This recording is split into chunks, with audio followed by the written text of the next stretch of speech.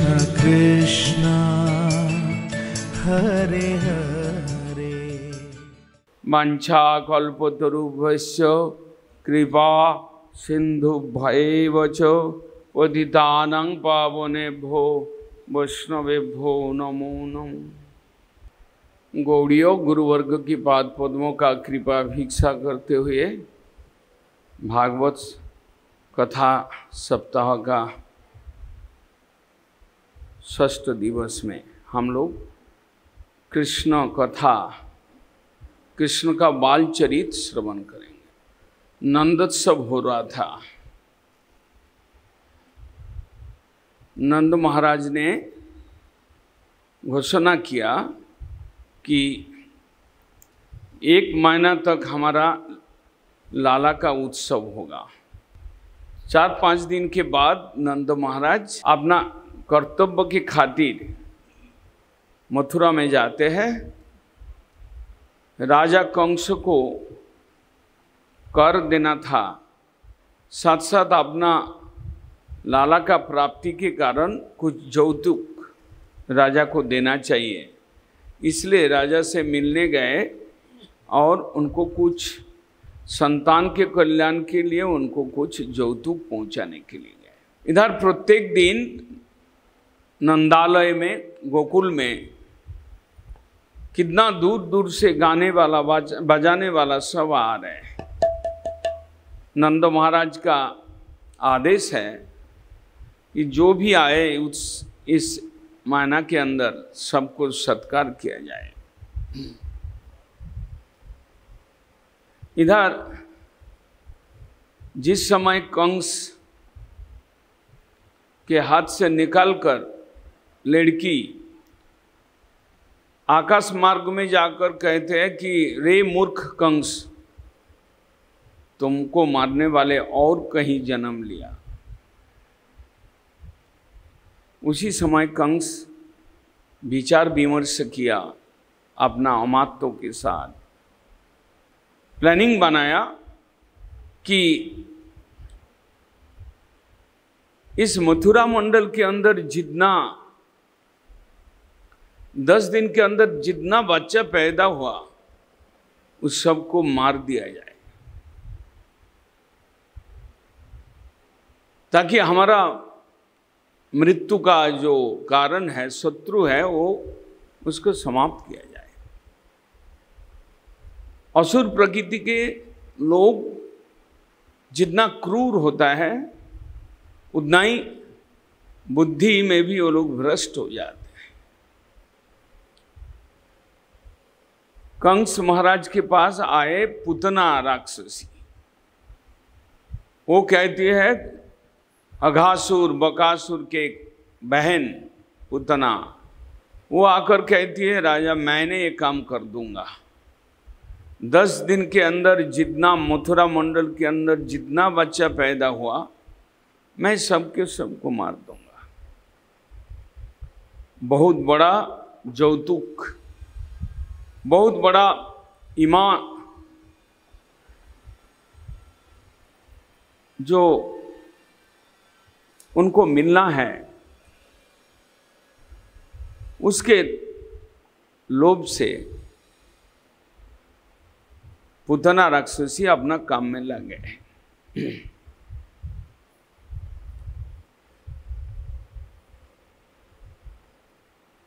इनाम मिलना है उनको, बहुत बड़ा इनाम मिलना है। पुतना राक्षसी अपना रूप बदले, एक सुंदर नारी के रूप लिए, रमणी मातृवेश, जैसा लगता हो कि कोई स्वर्ग से देवी आया। पुतना क्या करती है,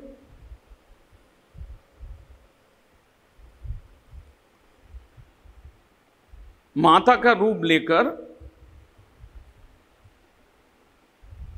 आकाश मार्ग से देखती है कि मथुरा मंडल के अंदर किसके घर में बच्चा हुआ। भगवान का प्रेरणा से पुतना नंद महाराज के गोकुल में ही आ गया। उनको मालूम चला कि यहाँ पर नंद महाराज के एक बच्चा पैदा हुआ। भगवान की इच्छा से वो पहले नंद महाराज के घर पे ही आए। कारण भगवान ने सोचा मथुरा मंडल के अंदर, हमारे इस क्षेत्र के अंदर सब बच्चों को मारेगा, उससे पहले वो मेरा पास ही आए और उसका सत्यानाश हो जाए। ब्रजवासी और किसी को वो हानि पहुंचाने ना पाए। रात्रि काल में आए निशाचरी पुतना और खून पाई, रक्तपान करने वाली पुतना मातृवेश लेकर यशोदा के घर के सामने उतार आए। रात का समय है, सब लोग सो रहे थे। धीरे धीरे एकदम भीतर प्रवेश किया। यशोदा माँ जहाँ लेटी हुई थी, उनकी गोद से वो बच्चा को लिया, कृष्ण को एकदम गोद में लिया और प्यार करते हुए लाला लाला लाला ऐसे हिलाते हुए प्यार कर रही है। यशोदा माँ देखी कि ये तो कोई स्वर्ग से देवी आई है, इंद्राणी अथवा और कोई देवी यहाँ पर आए हमारा बच्चे को आशीर्वाद देने के लिए आए। पुतना देवी का बाहर बहुत सुंदर प्यारा, ऐसा बच्चे को प्यार करती है कि जैसा कोई मां नहीं हो सकता है। लेकिन भीतर में उनके अंदर, उनके हृदय के अंदर बड़ा क्रूर प्रकृति, क्रूर स्वभाव की थी। बाल घाती है, बालक को मारने के लिए आते। गोद में लेकर प्यार कर रही है और स्तन के अंदर जहर लगा कर आई। दूध पिलाएंगे और जहर के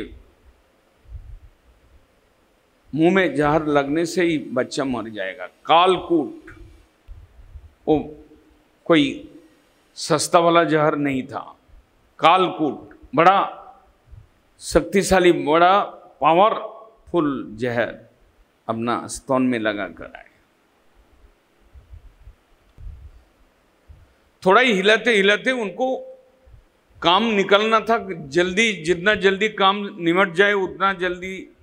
बड़ा मन में आनंद है कि आज कृष्ण को मार डालेंगे। अंदर तक आ गया, कृष्ण को गोद में ले लिया, बस और 1-2 मिनट का खेल बाकी है।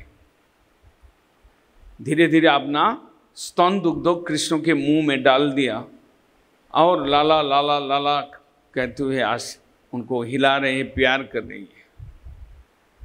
कृष्ण 7 दिन का उम्र उनका, लेकिन कृष्ण का उम्र क्या है? जो अनादि आदि है उनका कोई उम्र नहीं होता है, त्रिकाल सत्य है वो। उनको सब मालूम है कि पुतना आया मेरे को मारने के लिए।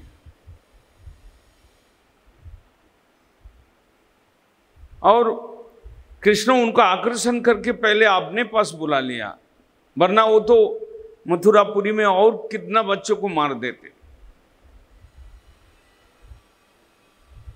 कृष्ण आकर्षण करके ले आए कि मैं पहले इसको मार दूं ताकि ब्रज के कोई, मथुरा का कोई बच्चा और मर ना जाए। कृष्ण बड़ा प्यार से दूध पान कर रही है।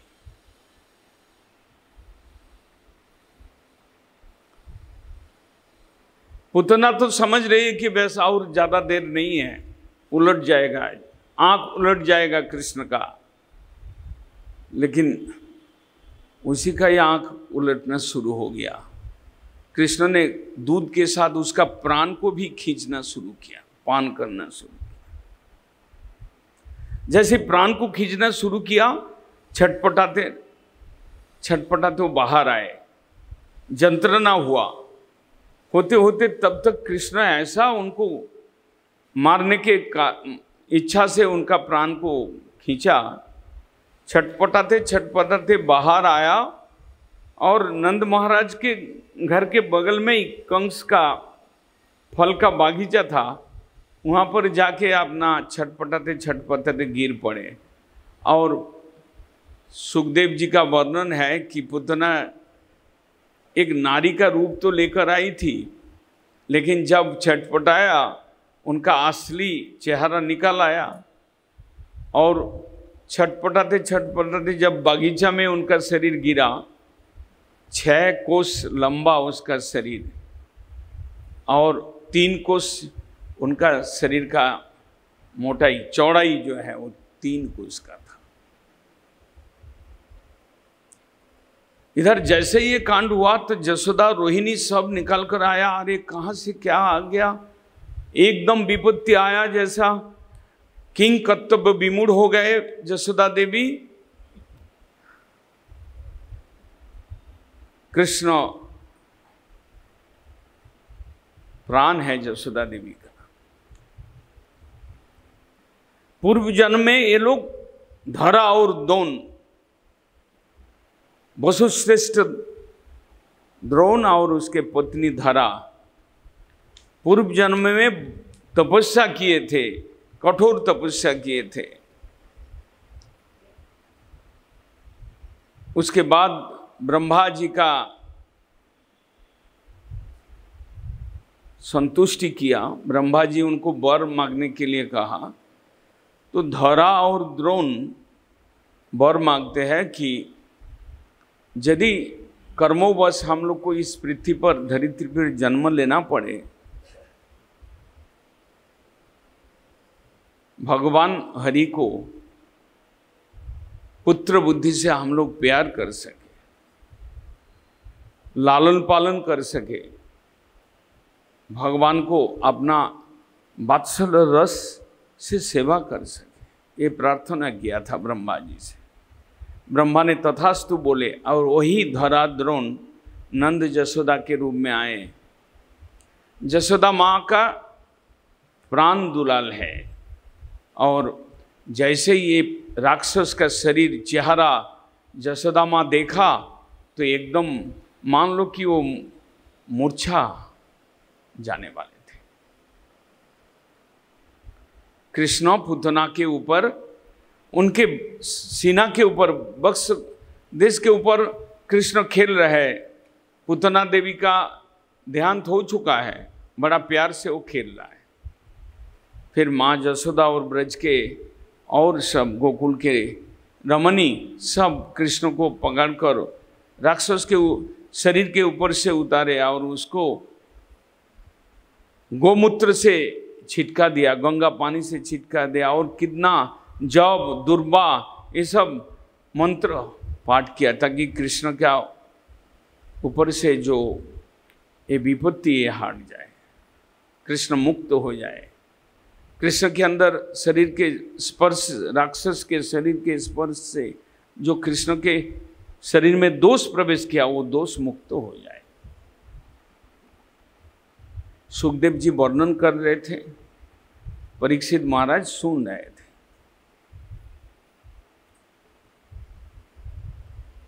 सुखदेव जी बोला कि पुतना राक्षसी का वैकुंठ प्राप्ति हो गया, वैकुंठ प्राप्ति हो गया। परीक्षित महाराज के मन में संशय आया कि पुतना कृष्ण को मारने के लिए आया और उनका वैकुंठ प्राप्ति हो गया। बड़ा संशय चित्त होकर सुखदेव जी से और कुछ सुनने मांग रहे थे कि वास्तव में घटना क्या हुआ। सुखदेव जी श्रोता का भाव को देखते हुए बताया, पुतना लोको बालोग्नि राक्षसी रुधिरासना जिघांसयापि हरये स्तनं दत्ताप सद्गतिम किंग पुनः श्रद्धया भक्ता कृष्णाय परमात्मने यच्छन् प्रियतमं किन्नु रक्ता तन्मातरं यथा।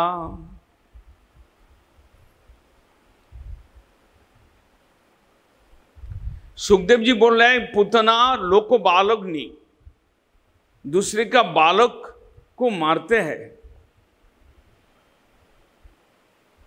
राक्षसी रुधिरासना, वो राक्षसी है और खून पाई है। रुधिरासना, रक्तपान करते हैं। जिघांसापि हरे स्तनं दत्ताप सद्गतिम, कृष्ण को मारने के लिए आया, कृष्ण ने उनको सद्गति दान किया, उनको वैकुंठ में भेज दिया। किंग पुण्यो श्रद्धया भक्ता कृष्णाय परमात्मने, यदि कोई आदमी श्रद्धा के साथ उनको कुछ देता है, किंग पुनः श्रद्धया भक्त्या, भक्ति से भगवान को कुछ अर्पण करते हैं।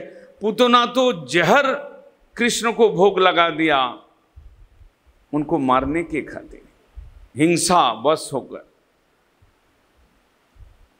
किंग पुनः श्रद्धया भक्त्या कृष्णाय परमात्मने, कृष्ण को जो परमात्मन है, जो संसार के मालिक है,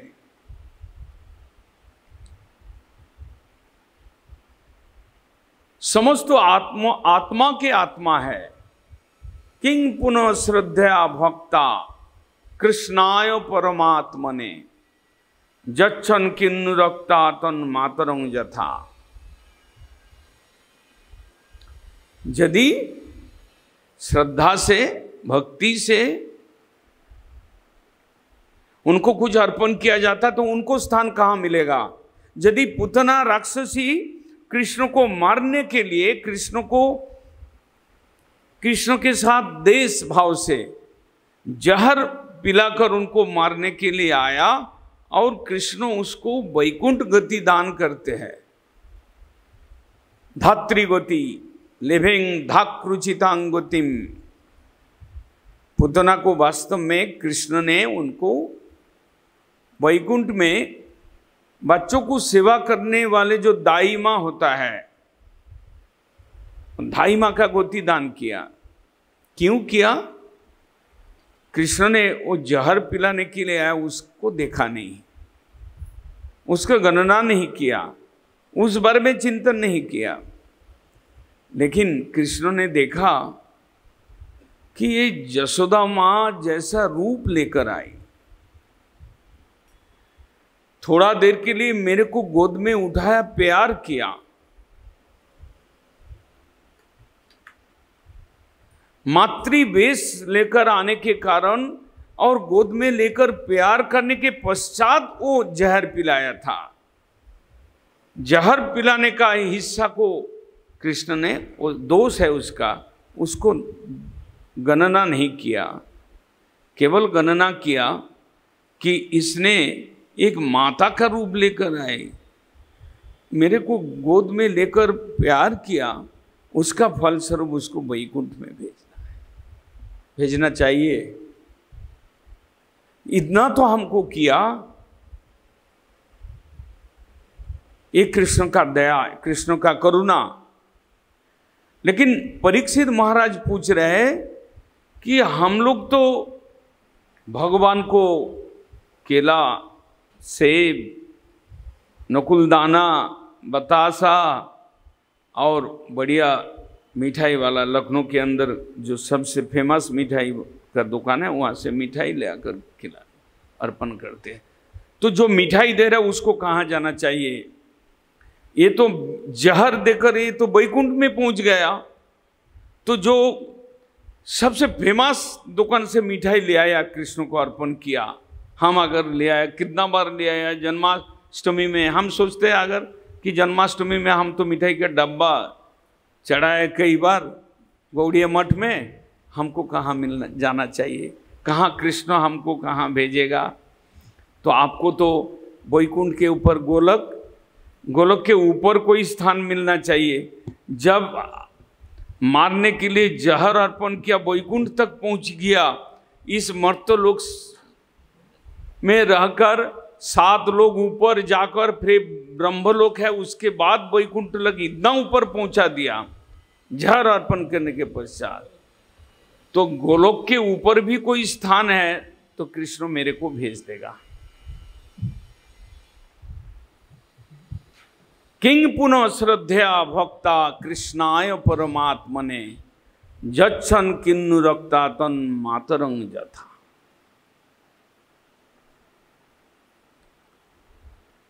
पुतना एक राक्षसी है, आप एक मनुष्य है, उससे आपका कीमत ऊंचा है। पुतना जहर दिया, आपने मिठाई दिया, बढ़िया।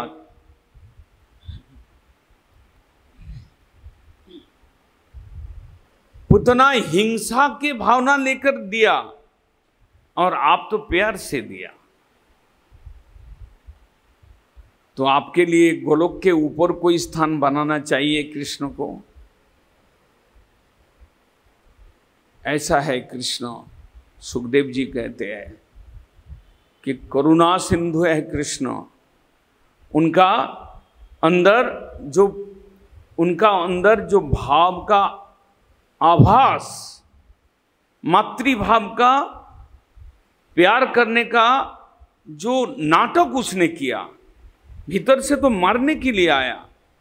नाटक से इतना फल अगर मिल जाए तो आप अगर बहुत श्रद्धा से कृष्ण को कुछ खिलाएंगे, निश्चित रूप से गोलोक तक आप जाएंगे और भगवान आपके प्रेम के ऋणी रह जाएंगे। इसलिए गोपियों के बारे में कृष्ण बोले नौ पारेयम, मैं तो तुम लोग का प्रतिदान मैं कुछ नहीं दे सकता हूं, मैं ऋणी बन जाता हूं।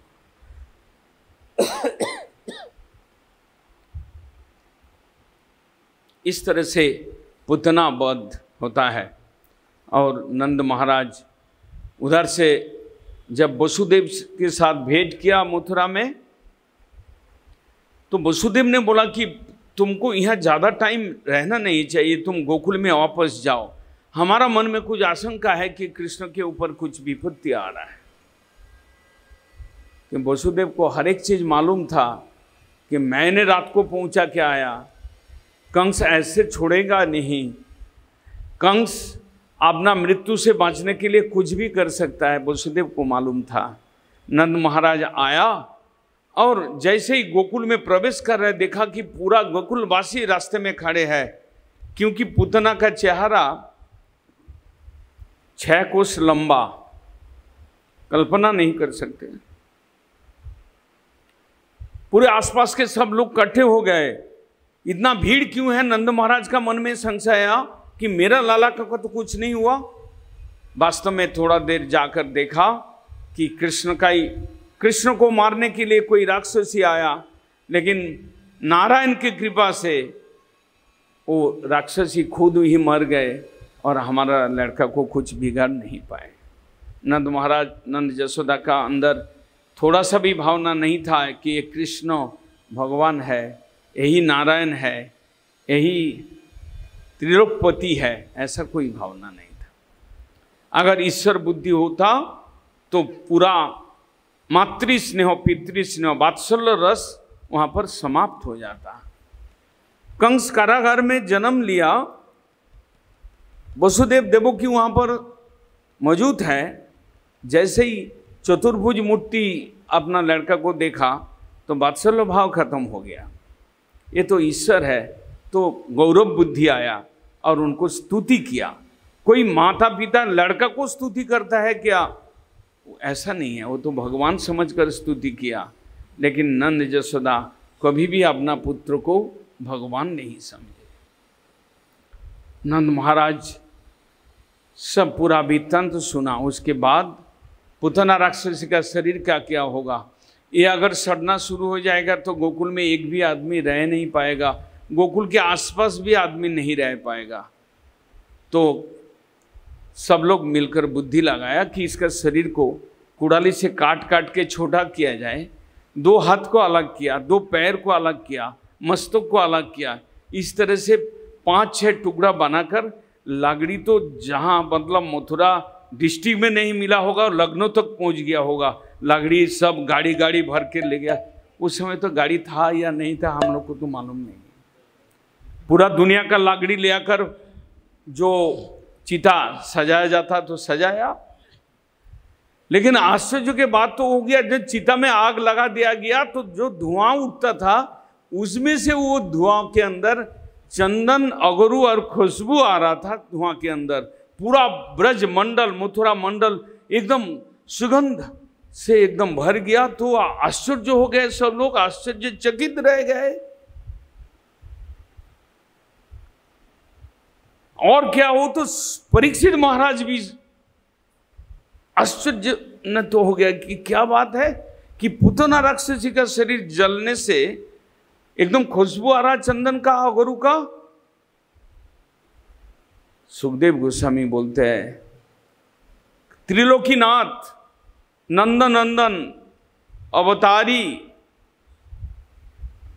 सर्व अवतार के बीज स्वरूप जो कृष्ण, उसने जिनका स्तनपान किया हो, जिनके वक्ष देश के ऊपर नाचे हैं, कूदे हैं, खेल किए हैं, कृष्ण का चरण स्पर्श से पुतना का सब पाप उसी समय हट गया था। जिनका चरण धो तो पानी गंगा के रूप में इस दुनिया को पवित्र करते हैं, और वो चरण अगर पुतना के शरीर में स्पर्श भी हुआ तो क्या उसमें कोई पाप रह सकता है? पुतना साक्षात मूर्तिमय एकदम पवित्र बन गए, और उसका शरीर यदि जलता है तो निश्चित रूप से चंदन का सुगंध आता है, तो इसमें कोई आश्चर्य नहीं। इस तरह से भगवान का लीला, बाल लीला शुरू होता है। पुतना वध से शुरू होता है भगवान का बाल लीला। 7 दिन के उम्र में कृष्ण इतना बड़ा राक्षसी को अपना मार डाले। मारने के लिए कोई छोरा तीर धनुष, जैसे कि रामचंद्र अवतार में ताड़कासुर को मारने के लिए भगवान राम लक्ष्मण तीर धनुष लेकर बहुत तीर चलाया आकाश मार्ग में। मेघ के अंदर से वो लोग राक्षस सब मेघ के अंदर से गंदगी फेंक रहे थे विश्वामित्र का यज्ञ में। कृष्ण, राम और लक्ष्मण तीर मार मार कर सबको मारा। लेकिन कृष्ण कहते जैसे कि तैसे 7 साल का बच्चा है, कुछ दिखाई नहीं पड़ा। नरसिंह भगवान के मापिक हाथ में तो इतना बड़ा बड़ा नखुना भी नहीं हुआ पैदा। तो सब लोग आश्चर्य हो गए कि पुतना कैसे मरे। वो लोग को मालूम ही नहीं है कि कृष्ण ने पुतना को मार डाला। वो लोग को कुछ मालूम, वो लोग का ये आइडिया ही नहीं है। पूरे गोकुलवासी ब्रजवासी का हृदय के अंदर जितना मातृ और पितृस्थानीय जितना ब्रजवासी थे, वो सभी के हृदय में इतना वात्सल्य रस भरा हुआ था, कभी सोच नहीं सकते थे कि एक कृष्ण इतना बड़ा पुतना को मार डाले। ऐसा है भगवान का लीला, यहां से शुरू होता है। नंद महाराज के घर में नंदोत्सव, और उसके 5-6 दिन 7 दिन के बाद पुतना वध हो जाता है। नंद महाराज के उत्सव चल रहा है, कृष्ण जन्मोत्सव चल रहा है, और उसी में पुतना अपना परम गति को प्राप्त कर दिया। हमें शिक्षा है, हमें प्रभु को लिए 10 रुपया देना है या 2 केला चढ़ाना है, उसमें भक्ति प्राण होना चाहिए, उसमें आदर होना चाहिए, उसमें वो प्रीति होना चाहिए कि मैं प्रभु को दे रहा हूँ, जगदीश्वर को दे रहा हूँ। रिश्तेदार के घर में तो जाने से तो हो सकता है कि दिल्ली से भी मिठाई मंगाना पड़े रिश्तेदार के घर में जाने के लिए, लेकिन गौड़िया मठ में भगवान जी है तो ठेला में केला बेच रहे, वहीं से 6 केला खरीद लिया। ठीक है, कृष्ण जैसे पुतना को सोचा कि ये तो माँ के रूप लेकर आए, इसको उद्धार कर दिया जाए, आपको भी उद्धार कर देगा 6 केला का बदले। लेकिन आपके हृदय में वो प्राण होना चाहिए कि प्रभु का सेवा के लिए मैं ले जा रहा हूँ। कि कभी ऐसा तो ना हो कि हमारा रिश्तेदार जो चीज़ नहीं खाएंगे, हम वही चीज़ खरीद के भगवान के पास ले जा रहे हैं देने के। हृदय से प्रेम से सोचना पड़ेगा प्रभु को हम क्या दे सकते हैं। हमारा जितना करनी उतना भरनी, हम जो करेंगे भगवान को फल हमको रिटर्न आएगा। लेकिन भगवान क्या प्रेम का वस्तु है कि रिश्तेदार से भी नीचे है, वो हमको सोचना पड़ेगा। हम जब कमाते हैं, हमारे पास पैसा आता है, हम अपना बीवी के लिए जो साड़ी खरीदने के लिए जाते हैं तो दुकान में बीवी को ले जाते हैं, वो 3 घंटा लगा लेता है, ये साड़ी वो साड़ी, दुकान में गोडाउन से जितना भी है वो उलट पलट कर लिया, फिर भी पसंद नहीं है। लेकिन हम क्या, छोटा एक फुटपाथ का दुकान से 200 रुपया 300 रुपया की साड़ी खरीद के, राधाष्टमी है, राधा जी का जन्मदिन में आप पहनाएगा, आपका दासी को भी नहीं दे सकता है, वो राधा रानी जन्माष्टमी उनका जन्मदिन में पहनेगा। सोचना पड़ेगा, शिक्षा का। जिस दिन आप लोग के मन में ऐसा आएगा कि प्रभु है, उत्तम है, तो उत्तम को उत्तम वस्तु देना चाहिए। जो हम लोग पहनते हैं उससे भी बढ़कर कोई चीज हम, ये भावना जब आएंगे तब आपको भक्ति, तब उतना तो वैकुंठ तक पहुंच गया तो आपके पास भगवान ऋणी रह जाएंगे, भगवान आपके प्रेम से बस हो जाएंगे।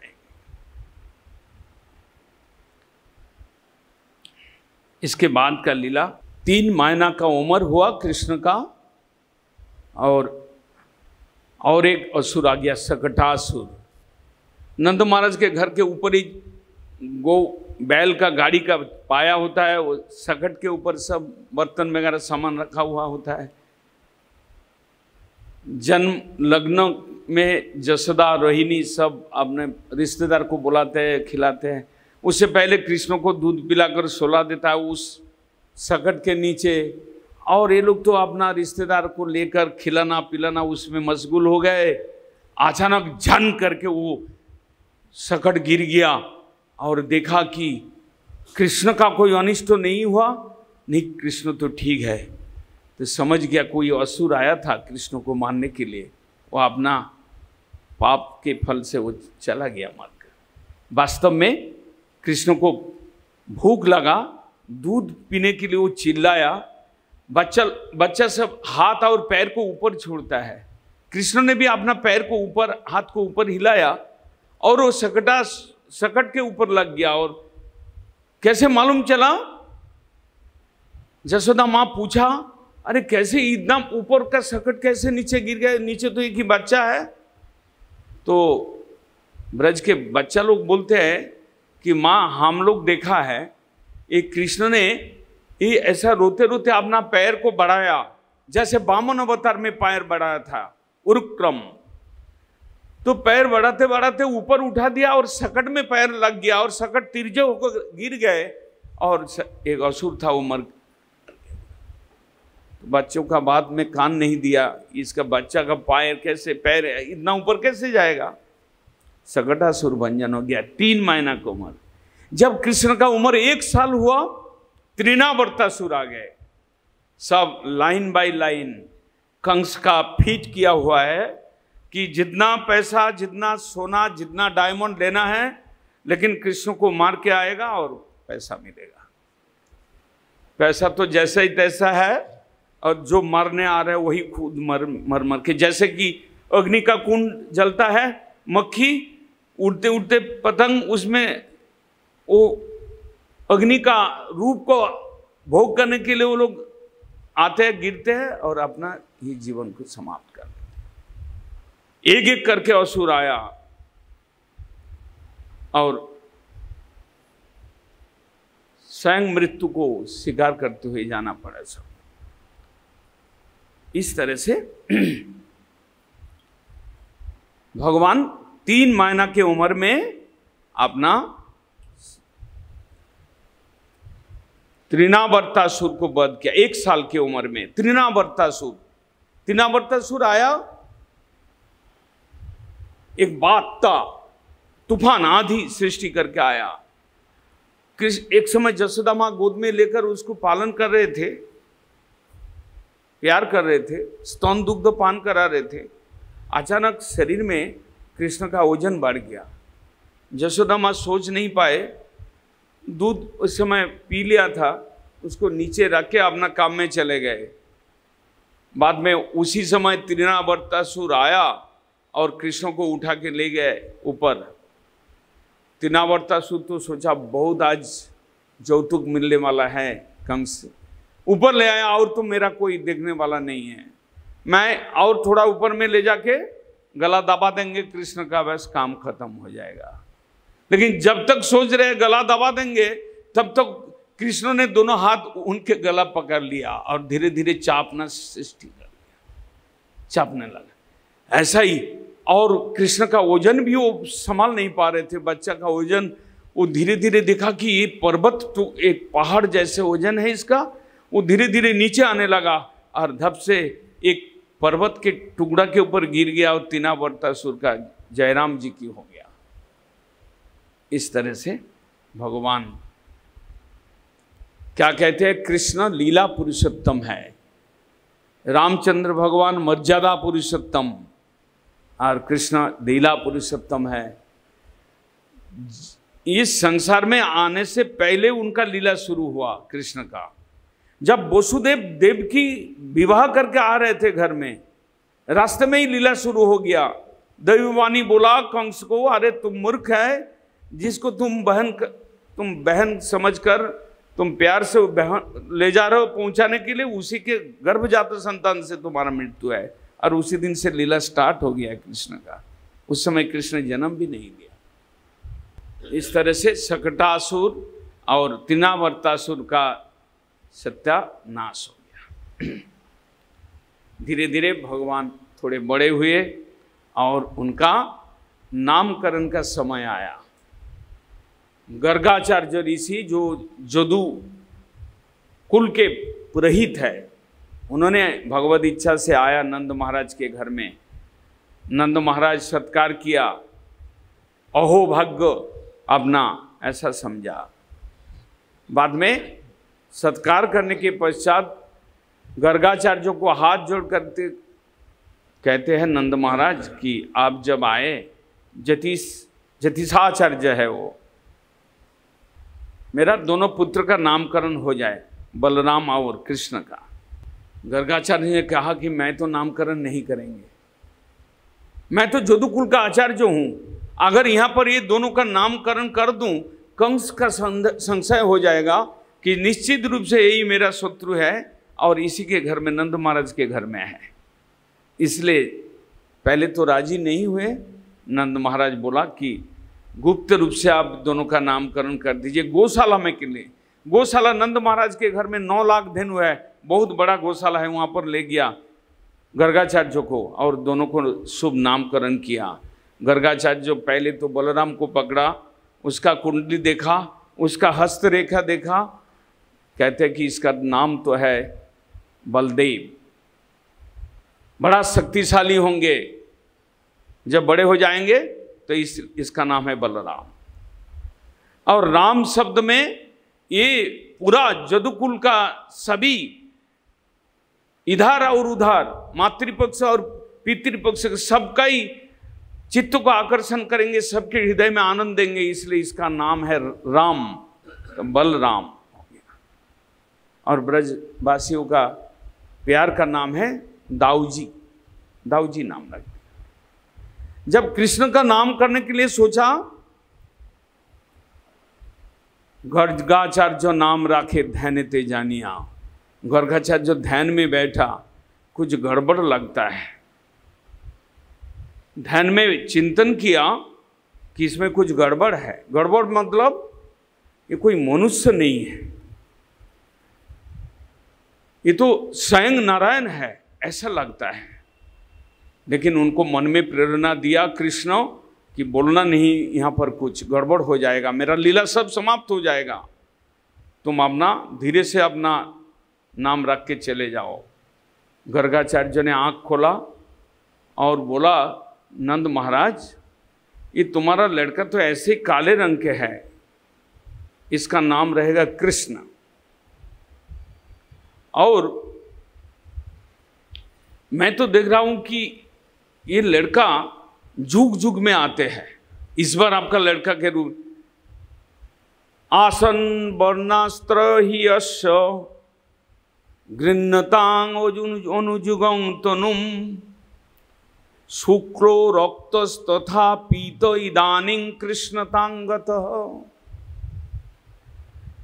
गर्गाचार्य जो बोले ये आपका लड़का हर एक युग में आते हैं। किसी युग में ये शुक्र वर्ण सफेद वर्ण लेकर आए थे, शुक्र रक्तस्थ था, किसी समय पर रक्त वर्ण लेकर ये जन्म लिए थे, और किसी युग में ये पीत वर्ण लेकर जो चैतन्य महाप्रभु के रूप में आए कली युग में। इदानीं कृष्णतांगत, अभी ये काले रंग से अपना शरीर लेकर काले रंग का ये आया। तो मैं तो देखता हूं कि लड़का बड़ा अच्छा लड़का है आपका, आप बड़ा भाग्यशाली है। एक कृष्णों के कृपा से आप लोग बहु बड़े बड़े विपत्ति से आप लोग तर जाएंगे, ब्रजवासी लोग तर जाएंगे। ये बड़ा भाग्यशाली लड़का है। लास्ट में एक बात बताया गर्गाचार्य, कहते हैं जे येनं प्रीतिं कुर्वन्ति मानवा नारये अभिभवन्ति एतान भिक्षु पक्षां इव असुरा। इस लड़का को जो भी प्रीति करेगा, प्यार करेगा, कभी भी माया के द्वारा वो भी उसका पराजय नहीं है, माया उत्तीर्ण हो जाएंगे। भगवान को प्यार करेंगे तो निश्चित रूप से माया से हम लोग को छुटकारा मिल जाएगा। गर्गाचार्य ने लास्ट में ये बात कह कर गए, जो एनं प्रीतिं कुर्वन्ति मानवा, जो मनुष्य इस लड़का को प्यार करेगा, माया से कभी उनका पराभव संभव, वो लड़का और कभी माया में उसको आना जाना, इस संसार में क्लेश को भोग करने का उसका कोई अधिकार नहीं रह जाए। चापल्य लीला सुखदेव गोस्वामी वर्णन किया, इतना चंचल थे छोटा उम्र में कृष्ण, धीरे धीरे बड़े हुए और जैसा कि चलना शुरू किया, लोगों के घर में जाना, पड़ोस के घर में जाना और घर में जाकर शरारती करना, माखन चरी करना। अभी हम माखन चरी लीला श्रवण करें। कृष्ण एक अपना कुछ ब्रज के बालक के साथ अपना एक ग्रुप बना लिया। ग्रुप क्या बनाया? वास्तव में कृष्ण के प्रति हर एक बालक, उनके साथी सब कृष्ण के रूप में, कृष्ण के व्यवहार में इतना आकृष्ट थे भगवान के प्रति।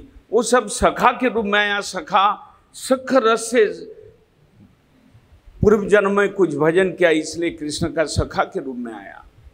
कृष्ण जब चोरी करने जाते हैं सब बालक साथ में जाते हैं, रहते हैं, कैसे क्या करना है सब प्लानिंग बनाते हैं। सुखदेव जी वर्णन करते हैं कि वास्तव में ब्रज के जितना ब्रजमाई है सब लोग कृष्ण को प्यार करते थे। सबके घर में दूध होता था, दही होता था, माखन निकालते थे। सब के सब सोचते थे कि हम कृष्ण को माखन खिलाएं। लेकिन कृष्ण के घर में, नंद महाराज के घर में तो 9 लाख धेनु है और उसमें से कुछ गाय स्पेशल कृष्ण के लिए है, जिसका खाने का घास भी स्पेशल लगाया जाता था, जिससे कि वो गौ माता का जो दूध है वो सुगंध हो उसमें और कृष्ण को रुचि हो, कृष्ण खुश होकर खाएं। यहाँ माखन का कमी नहीं है और ब्रजमाई लोग माखन खिलाना चाहते, क्या करेंगे कृष्ण, इसलिए उनको जाना पड़ता था। सबके मन में विचार होता था कि कृष्ण आज हमारा घर में आए और ताजा माखन खा के जाएं। कृष्ण वही कारण है सबके घर में जाके माखन खाते थे, चोरी करके खाते थे। उनका बदनाम हो गया कि ये सब चोरी करके खाते हैं। और बाहर से ब्रजमाई भी सब लोग, जब भी चर्चा होता है कि कृष्ण हमारा घर में आया, माखन चोरी करके खाया और बहुत कुछ नुकसान करके गए, ये करके गए, बाहर बाहर वो लोग शिकायत करते थे। एक दिन किसी माई ने पूछा, अरे कृष्ण तुम तुम्हारा घर में कोई माखन का कमी नहीं है तो तुम दूसरे के घर में माखन क्यों चोरी करने जाते हो? सब लोग तुम्हारा खराब बोलते हैं, कहते हैं कि आपको मालूम नहीं है चोरी का माखन का स्वाद कितना अच्छा होता है, ये घर का माखन का स्वाद ठीक नहीं बनता है, चोरी करके खाने से उसका स्वाद अलग ही स्वाद है। एक माई ने पूछा, अरे कृष्ण तुम्हारा तो बदनाम हो रहा है ब्रज के अंदर, तुम इतना माखन चोरी करते हो और माखन को खराब करते हो, माखन को बंदर को बांटते हो और कौवा को खिलाते हो, माखन तुम खाओ तुम्हारा बच्चा लोग खाए, लेकिन माखन को खराब क्यों करते हो? ये इतना कीमती चीज है। और जिसके घर में माखन नहीं मिलता है उसका घर में बच्चा सोया रहता है, उसको चिमटी काट के उसको रोला के चले आते हैं। कभी किसी के घर में माखन नहीं मिला तो बाहर से दरजा बंद करके आ जाते हैं। इसी तरह से कोई ना कोई सामान को एकदम नष्ट करके आ जाते हैं। तो एक माँ ने पूछा, अरे कृष्ण ऐसा क्यों करते हो तुम्हारा तो चोर नाम का बदनाम हो गया तुम्हारा नाम में कि तो एक नंद जसोदा का पुत्र ही चोर है। तो कहते तो आपको क्या लगता है, आपको क्या खराब लगता है? मैं तो चोर हूं ही, मैं चोरी करना मेरा काम है, मैं तो माखन चोरी करता हूं, मैं तो चित्त चोरी करता हूं, मैं तो समस्त इस संसार के जितना जो भी मेरे को प्यार करता है मैं उसका मन को, उसको चित्त को, उसका हृदय को चोरा लेता हूं। तो आपको क्या हो गया? चोरी तो मेरा बदनाम ऐसे ही है। और थोड़ा माखन चोरी करके खा लेते बच्चों के साथ, क्या आप लोग का बिगड़ता है? एक दिन सचमुच क्या हुआ, कुछ किसी के बागीचा में फल का पेड़ पूर काट दिया, जिसके घर में माखन नहीं मिला, रात को कदली का केला का पेड़ है वो सब काट दिया, फल होने वाला था काट दिया, अमरूद का पेड़ है उसको खराब कर दिया। तो एक दिन ब्रज के गोप जितना सब नंद महाराज के उम्र के सब गोप थे, वो लोग सब मिलके आए नंद महाराज के पास शिकायत करने के लिए। नंद महाराज ये तो क्या हो रहा है भाई, तो ब्रज में अच्छा नहीं हो रहा है, ब्रज में तो कभी ऐसा नहीं हुआ, तुम्हारा लड़का अगर घरों घर जाए और चोरी करे और बदमाशी करे और सामान को खराब करके आए, सुनने में तो अच्छा नहीं लगता है। वास्तव में ये लोग शिकायत करने नहीं गए, ये लोग तो नंद महाराज से कृष्ण का चर्चा करते हुए आनंद लेने के लिए गए। सब में हृदय से कृष्ण को प्यार करता है, लेकिन जिसको प्यार करते हैं उसका बारे में चर्चा करने भी अच्छा लगता है। बुरा अच्छा बोलकर चर्चा हो जाए, क्योंकि घर में काम नहीं होता तो पड़ोसी के साथ गल्प करने में तो हम लोग का माताजी लोग एकदम माहिर है। 2-3 घंटा बीत जाएगा, स्विच ऑन होगा तो ऑफ नहीं होगा स्विच। नंद महाराज बोला कि क्या बात है, मेरे को तो समझ में नहीं आ रहा है, मेरा घर में तो कोई माखन का कमी नहीं है, मेरा घर में तो कोई सामान का कमी नहीं है। 1 महीना में जो कृष्ण का उत्सव हुआ, जो भी प्रेजेंटेशन आया, जौतुक आया, उपहार आया, वही कृष्ण खेल के वो खत्म नहीं कर सकता है। और किसके घर में जाएंगे? मेरा घर में जितना माखन है वो तो पूरा ब्रज के सब लोगों के घर में इतना माखन नहीं बनता है। बोला कि मेरा लड़का तो ऐसा नहीं कर सकता, नंद महाराज बोलते हैं। तो ये लोग बोलते हैं कि आपका अंध स्नेह है, लड़का के प्रति आपका अंध स्नेह है, चोरी करता है लेकिन आप नहीं समझते हैं। ठीक है, लोग शिकायत करके चले जाते हैं, मुंह भारी करके चले जाते कि नंद महाराज तुरंत सपोर्ट नहीं किया हम लोगों को कि कृष्ण बदमाश है, दुष्ट है, चोर है, चोरी करता है, ये सपोर्ट नहीं किया। ठीक है, थोड़ा मन खराब करके दुखी होकर चले गए ये लोग। नंद महाराज बोलते हैं कृष्ण को रात को, क्या कृष्ण तुमने माखन चोरी करके खाते हो, दूसरे के घर में जाते हो, सामान को खराब करते हो, बच्चा को रुलाते हो, ऐसा शिकायत मेरे पास आया। अच्छा पिताजी, ऐसा शिकायत आपके पास आ गया? मैं तो किसी के घर में माखन चोरी करने के लिए नहीं जाता हूं। एकदम सीधा के सीधा झूठ बोलने में भी वो माहिर है। वास्तव में सत्य व्रतम सत्य परम त्रिसत्यम, और तो सत्य स्वरूप है, कभी झूठ बोल ही नहीं सकते कृष्ण। भक्त को आनंद देने के लिए बोलते कि मैं नहीं जाता हूं। फिर 2-4 दिन बाद ब्रजमाई लोग ग्रुप बना कर आए और जसोदा जसोदा ऐसा चिल्ला रहे हैं कि क्या क्या हुआ। जसोदा बोलती है क्या तुम लोग का क्या हुआ। कहते कि तुम्हारा लड़का के बारे में शिकायत करने के लिए आए, आओ आओ। तो जसोदा माँ अच्छी तरह से सुने सब अपना लड़का का शिकायत। तो जसोदा माँ तो कुछ बहुत सादे सीधे से थे, वो तो लड़का के बारे में खराब सोच ही नहीं सकते। अच्छा मेरा घर में इतना माखन होता है, वो चोरी करने के लिए जाते हैं, बड़ा खराब चीज़ है। तो ये तो मैं आज कृष्ण को डांटूंगा कि तुम लोग का घर में कभी माखन चोरी करने के लिए ना जाए। तो जसोदा माँ फिर उस दिन रात को कृष्ण को बोला कि तुम माखन चोरी करने जाते हो। कहते माँ तुम माखन चोरी करने के लिए नहीं जाते हैं। कौन बोला आपको? माँ बोला ऐसे आसपास के सब लोग आकर, आप माताजी लोग ब्रजमाई लोग आके बोल के गए, माताजी आप तो सादा सीधा है, ये सब मजाक उड़ाने के लिए आते हैं, आपका लड़का को चोर बना के जाते हैं, आप तो ऐसे ही सुन लेते हैं। आप उन लोग से पूछा नहीं है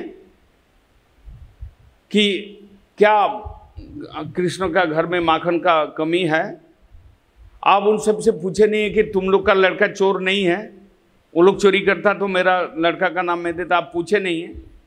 ऐसा कहते कहते कृष्ण ने बोल दिया माता जी आप ऐसा काम कीजिए, उस सबको बोलिए कि मेरा लड़का तो चोरी करता, उसको पकड़ के ले आना, हाथों हाथ पकड़ के ले आना, तब जाके हमको मालूम होगा कि कृष्ण चोरी करता है।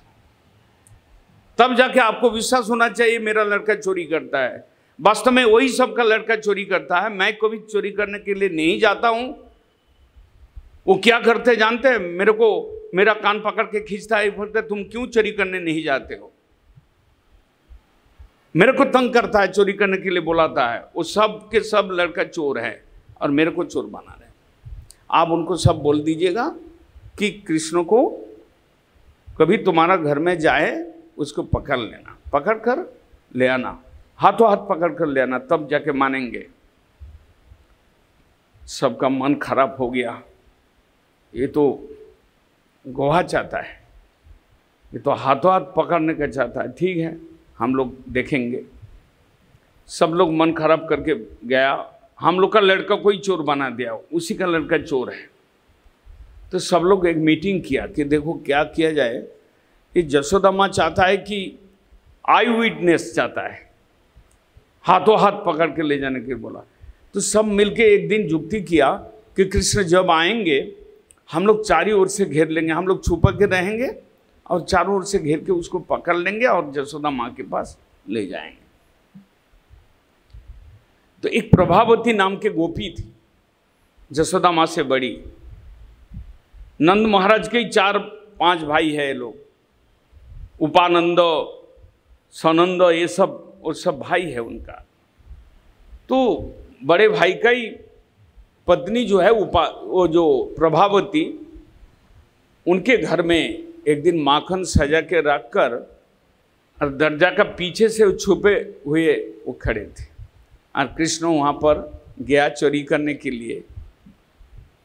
कृष्ण को तो सब मालूम है कि मेरे को आज पकड़ने वाला है, तो पकड़ा गया। वो चोरी करने गए, पहले तो दीवा जलता है तो दीवा को फू मार के उसको बुझा देता है, उसके बाद अंधेरा में माखन चोरी करता है। गोपियों ने कोई शिकायत किया कि आपका लड़का इतना यह है, ये तो अंधेरा घर में जाके चोरी करता है और इसका शरीर से रोशनी निकलता है, वो सब देख लेता है कि कौन सा हांडी में माखन है कौन सा में नहीं। हम लोग तो कायदा करके क्या करते, 3 हांडी रख देता है सिक्का के ऊपर, बीच में माखन रखते, ऊपर वाला खाली है नीचे वाला खाली है। ये तो लाठी मार के देख लेता है कि कौन सा खाली है कौन सा, और ठीक वो बीच वाला जिसमें माखन है उसको तोड़ के वहीं पर माखन नीचे खड़े हो जाता है और ऐसे मुंह लगा कर खाते हैं। किसी गोपी ने पूछा, अरे तुम माखन खाओ ठीक है, लेकिन ये बांदर को क्यों देता है? कृष्ण कहते हैं, अरे मैं तो अपना ऋण चुका रहा हूँ।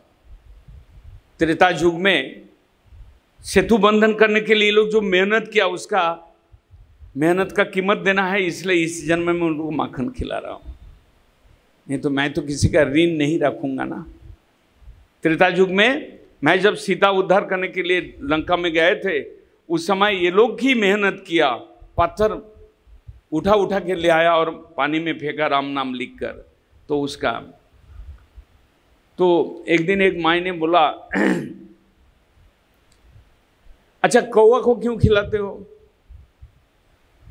ये लोग भी क्या तुम्हारा कोई सेवा किया? तो मैं, कृष्ण बोलता है ये तो मेरा सब दोस्त है सब, ये तो कौवा के रूप में आया, सुबह उठ के बोलता है और नींद टूट जाता है। तो ये लोग सब मेरा, ये ब्रज में जितना वृक्ष है, जितना पक्षी है, जितना पशु है, सब मेरा जन है। ये तो लीला करने के लिए कौवा के रूप में आया, तो ये लोग को खिलाएंगे नहीं। तो प्रभावती ने क्या किया, उस दिन चोरी से छुपे हुए थे दरजा के पीछे, जैसे ही कृष्ण माखन खाना शुरू किया उसको पकड़ लिया हाथ से, और सब घेरे हुए थे, सब गोपी, सब प्लानिंग किया हुआ था। जैसे ही पकड़ लिया, प्रभावती बोला रे मैं पकड़ लिया, तो सब गोपी इकट्ठा हो गए। आज सब गोपी लोग अंगुली देखा के बोल रहे आज तुम्हारा माँ को मालूम हो जाएगा, उस दिन बोला था कि मेरा लड़का चोरी नहीं करता है, अगर चोरी करता है तो हाथों हाथ पकड़ के ले आना, आज तुमको आज पकड़ा गया, आज तुम्हारा माँ के पास चलना है। बहुत खुशी है सब लोग कि आज कृष्ण को ले जाकर माँ के सामने डाल देगा। हाथ में माखन लगा हुआ है, वो खा रहा था तभी पकड़ लिया।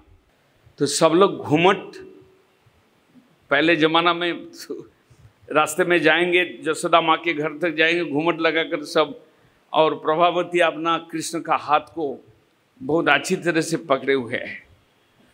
तब तक कृष्ण का जितना चेला है वो सब भी अगल बगल में घूम रहा है कि हमारा उस्ताद तो आज पकड़ा गया, क्या होगा? उस्ताद तो को किसी तरह से छोड़ाना पड़ेगा।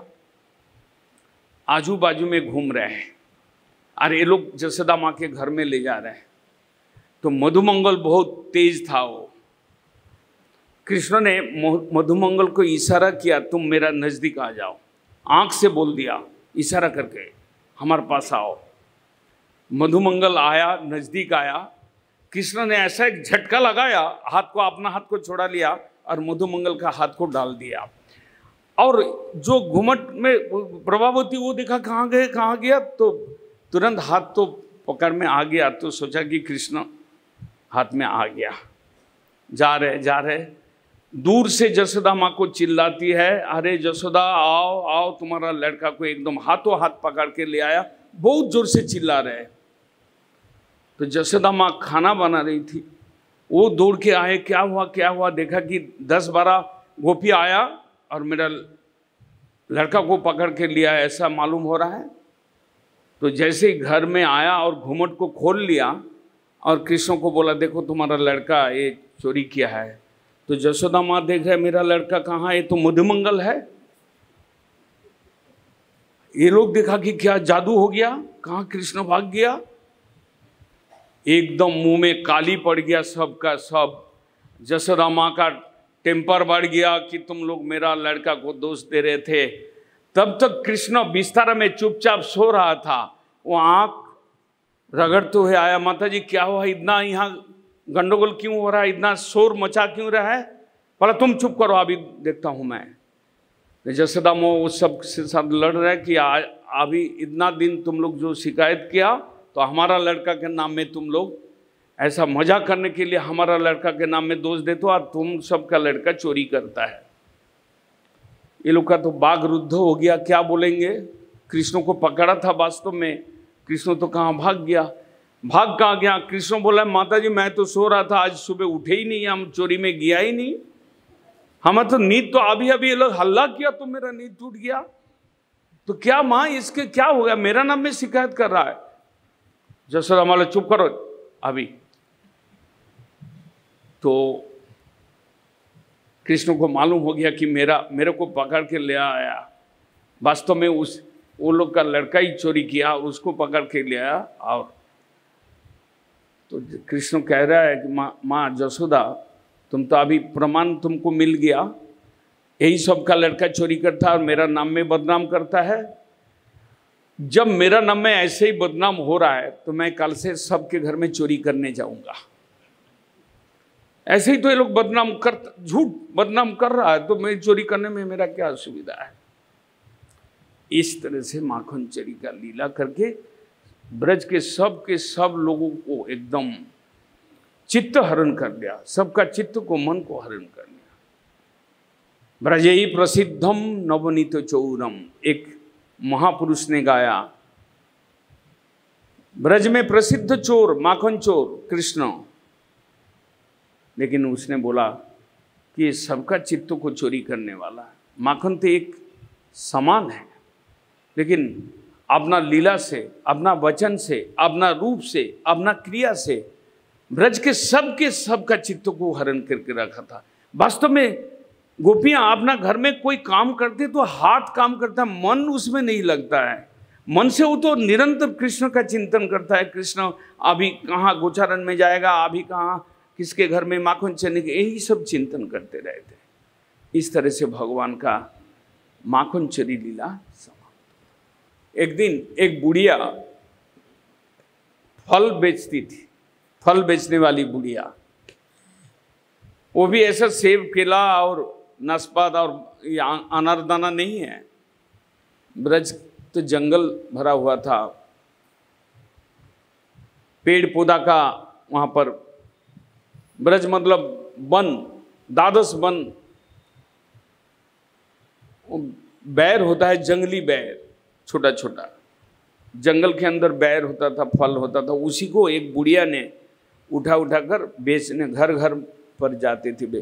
फेरी वाला वो दूर से चिल्लाता है, फल लेगा कोई, आओ मेरा पास अच्छा ताज़ा फल है, ऐसा वो बोलते बोलते जाती है।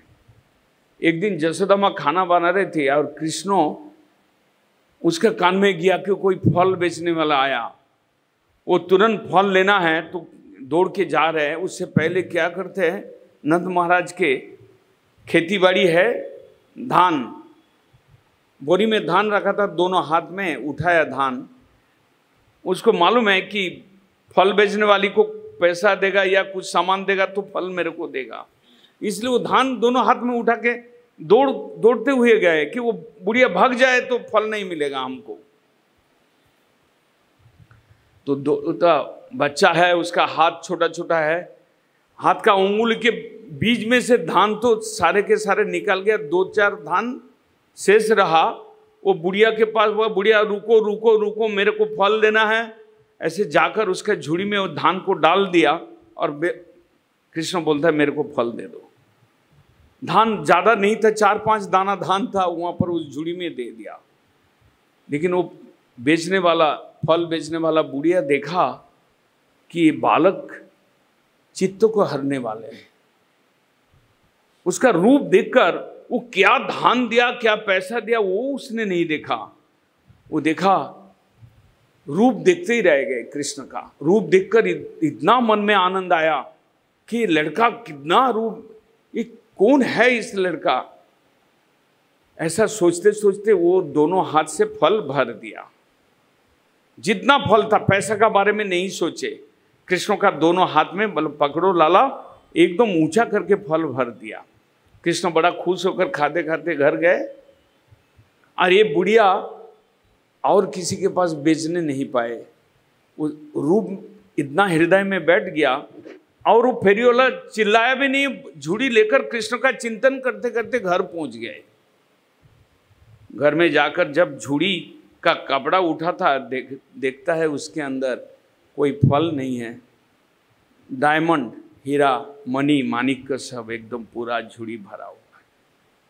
सुखदेव जी वर्णन करते हैं कि अगर कोई विश्व को सृजन करने वाले, विश्व के मालिक का हाथ में कोई फल भर देता है श्रद्धा के साथ, तो उनको ये मणि माणिक को मिलना कोई बड़ी बात नहीं है। उस बुढ़िया का जिंदगी भर का दारिद्र्यता खत्म हो गया, इतना सामान कृष्ण ने उनके झूड़ी में डाल दिया। उसके बाद फिर गोकुल लीला समाप्त होता है, एक के बाद एक। वो जो जमलार्जुन भंजन लीला होता है, फिर सब गोपगण बैठ के सोचता है कि ये गोकुल में नहीं रहना है। जो जमल अर्जुन दोनों वृक्ष से गिर गया, वो सोचा कि ये कोई राक्षस आया था कृष्ण को मारने के लिए। फिर ये लोग क्या किया, युक्ति किया कि यहाँ पर हम लोग नहीं रहेंगे।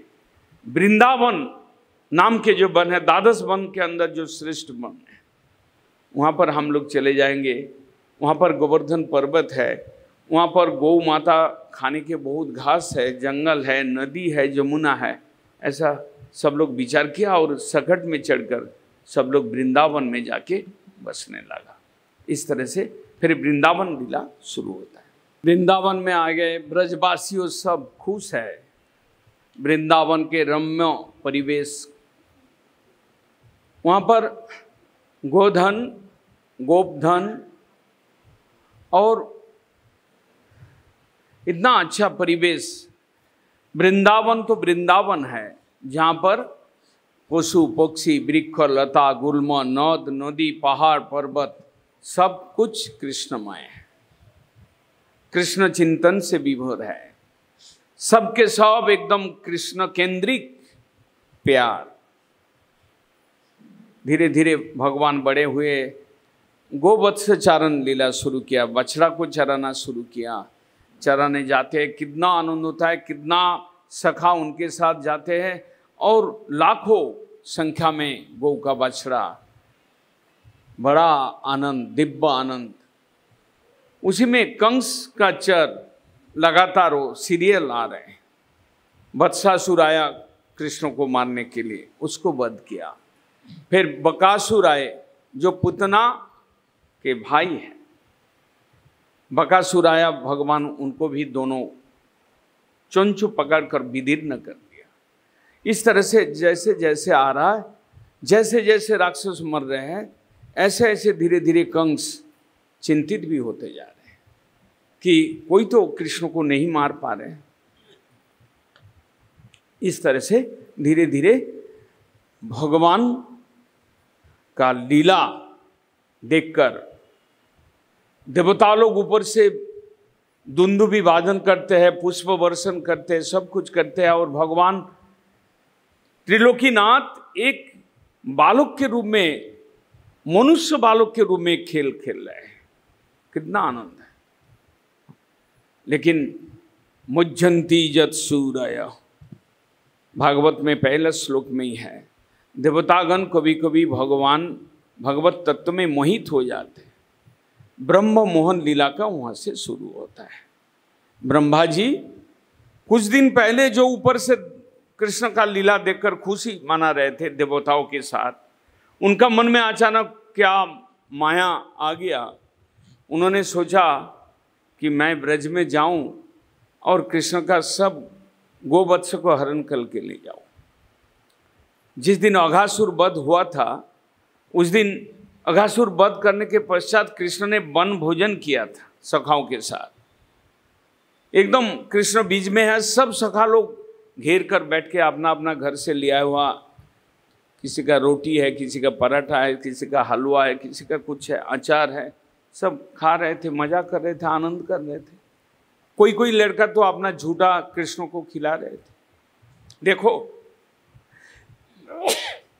आज मेरा मैया ने कितना अच्छा स्वादिष्ट सब्जी बनाया, कृष्ण थोड़ा खा के देखो। तो झूठा खाना और खिलाना एक आम बात वहाँ पर हो गया था सखाओं के साथ। बड़ा आनंद आ रहा था, हंसी मजाक सब कुछ हो रहा था और बछड़ा सब घास खा रहे थे। घास खाते खाते थोड़ा दूर में चले गए। इधर ब्रह्मा जी आया।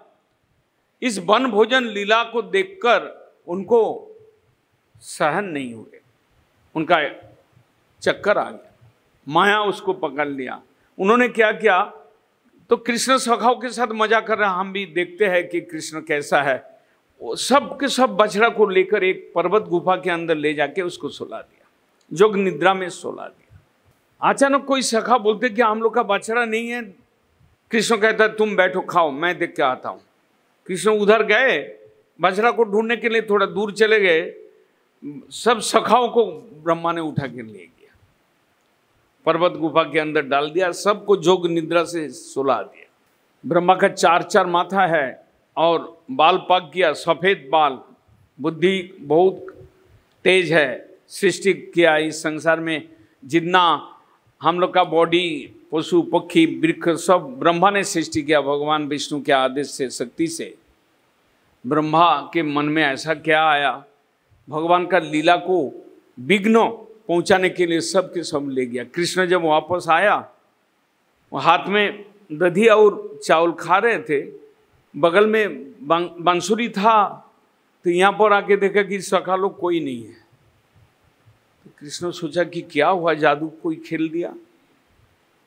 थोड़ा सा आंख बंद करके सोच लिया, देखा कि ब्रह्मा ने मेरा ऊपर चाल खेलना शुरू कर दिया। ब्रह्मा जी मेरा सब कुछ सब ले गया। बड़ी अच्छी बात है ब्रह्मा जी, सुला के रखिए। तुरंत भगवान अपना इच्छा से, अपना शरीर से जितना गौ बछड़ा और जितना सखा था, जिसका जैसा रूप, जिसका जैसा कपड़ा, सबके सब डीटो बना दिया। और सबके सब चलते चलते आनंद करते करते, गौ बछड़ा चराते चराते शाम को घर गए। ब्रजवासी को किसी को मालूम नहीं था कि क्या हुआ। 1 साल तक कृष्ण लीला करते गए कृष्ण, और ब्रह्मा जी अपना चोरी चारी जो भी करते हुए करके वो अपना स्थान में चले गए, सत्यलोक में जहाँ रहते हैं। 1 साल में 2-3 दिन बाकी था। ब्रह्मा जी के मन में आया कि कृष्ण तो लीला बंद करके तो उसका बीमार पड़ गया होगा, उसका सखा लोग नहीं है, उस किसके साथ खेलेंगे, किसके साथ हंसी मजाक करेंगे, तो थोड़ा देखने का लिए जाना पड़ेगा ब्रज में।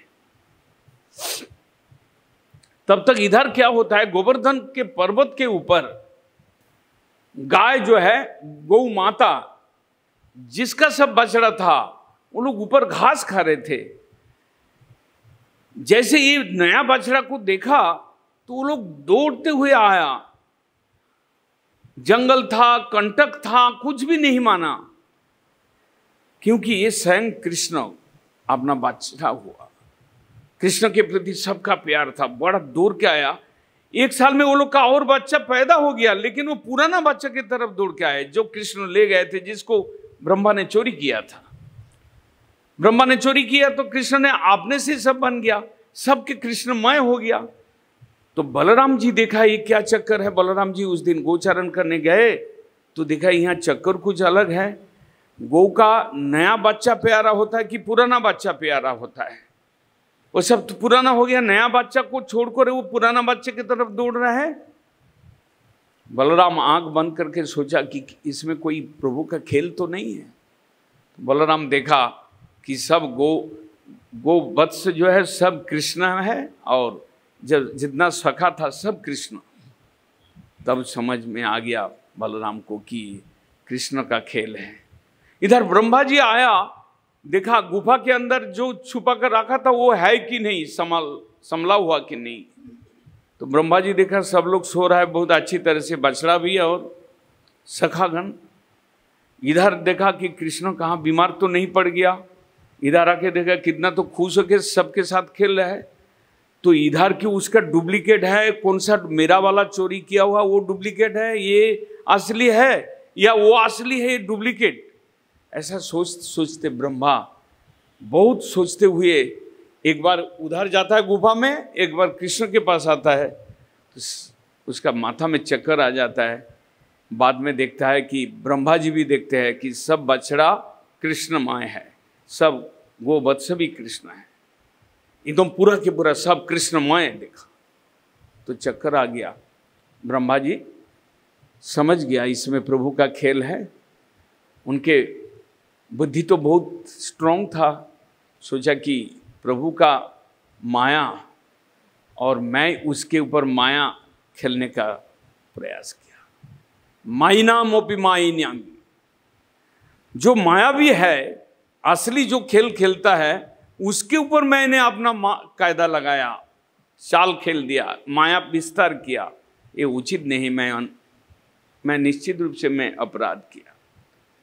फिर किसी समय कृष्ण अकेला घूम रहे थे, ब्रह्मा जी उनके पास गया और मस्तक, सिर, मुकुट झुकाकर कृष्ण के चरण में प्रणाम किया, स्पर्श किया, मेरे को क्षमा कर दीजिए।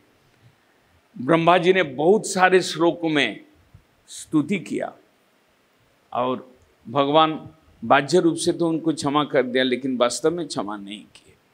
क्यों? मेरा प्रिय गोवत्स, मेरा प्रिय सखागण मेरे से 1 साल सबको अलग कर दिया, इतना कालप्रीत है ये। इसलिए भगवान मन से ब्रह्मा को क्षमा नहीं किया। वो क्षमा बाद में चैतन्य महाप्रभु रूप में जो कलियुग में आए, नवद्वीप में जाएंगे, वो स्थान है जहाँ पर ब्रह्मा जी का क्षमा नहीं हुआ, वो मायापुर धाम में, वहाँ पर ब्रह्मा जी हरिदास के रूप में, हमारा हरिदास ठाकुर का आज तिरुभाव है। नामाचार्य हरिदास ठाकुर जो जबन कुल में आए थे, महाप्रभु के भक्त थे, वही ब्रह्मा जबन कुल में आकर पाप का प्रायश्चित्त किया और उनको मालूम था कि कोई अवतार क्षमा नहीं कर सकता है, महाप्रभु अवतार सबसे ज़्यादा दयालु है और क्षमा करने वाले हैं। तो इसलिए कलियुग में वो हरिदास ठाकुर के रूप में आकर उसको पूर्ण रूप से उसको क्षमा मिला। इस तरह से ब्रह्मा अपना क्षमा मांगते मांगते, पुनः पुनः प्रणाम करते करते, किसको प्रणाम कर रहा है? ब्रह्मा का उम्र 80 साल उनके हिसाब में, और कृष्ण का उम्र 8 साल भी नहीं हुआ। कृष्ण का उम्र उस समय 6 साल 7 साल का उम्र है। शर्म क्या करेगा, अपराध हो गया। ब्रह्मा पुनः पुनः प्रणाम करते हैं, बार बार प्रणाम करते हुए जाते हैं ताकि क्षमा हो जाए। इस तरह से ब्रह्मो मोहन लीला होता है। आगे जाके भगवान का कालीय दमन लीला श्रवण कर। शेष नाग, कालीय दमन, भगवान तो शेष नाग के ऊपर अनंत देव शयन करते हैं। नागों में एक नाग था कालीय, बड़ा घमंडी, वो रमणक दिग में रहते थे। किसी समय गरुड़ के चरण में अपराध करने के कारण वो कालीय रथ में आकर रहता था वृंदावन में, क्योंकि वहाँ गरुड़ नहीं आ सकते थे। शौभरी ऋषि ने गरुड़ को अभिशाप दिया था, किसी मछली को पकड़कर खाए थे। कालीय नाग का जहर जो है वो बहुत भयंकर जहर था उसका। जिस दिन से वो जमुना हरद में रहने लगे, कोई भी मछली, सब मछली मर गया। उसके तीर में जो भी पेड़ होता था, कालीय नाग का जहर से वो पेड़ भी नहीं बाँचता था। केवल एक ही पेड़ खड़ा था, वो कदम का पेड़। वो उसके ऊपर जिस समय समुद्र मंथन का अमृत निकला था, तो वो पक्षी जो है अमृत लेकर आए थे, बूंद उस पेड़ में गिरा था, इसलिए वो पेड़ अमर हो गया था। और बाकी कोई भी पेड़ कालीय हृद के जहाँ कालीय नाग रहते थे, सब के सब सुना एकदम। एक दिन कृष्ण गोचारण करते करते गौ माता का प्यास लगा तो पानी पीने गया, तो गौ माता सब मर गए एकदम। फिर सखा लोग उस पानी में गया, फिर वो लोग भी अचेतन हो गए। तुरंत खबर गया कि यहाँ पर एक नाग रहते हैं कि जिसका जहर से सब कोई नहीं जी सकता है। कृष्ण उस कालीय नाग को वहाँ से निकालने के लिए एक दिन सुबह सुबह आया और उस कदम के पेड़ पर चढ़कर एकदम कालीय हृद के अंदर छलांग लगा के तैरने लगे। और कालीय नाग देखा मेरा शांत वातावरण, इस घर के अंदर कौन आया। देखा कि कृष्ण को पकड़ लिया नाग, अपना शरीर से कृष्ण का शरीर को वेष्टन कर लिया। सब ब्रजवासी दौड़ के आया कि कृष्ण को नागग्रस्त हो गए, सर्पग्रस्त हो गए।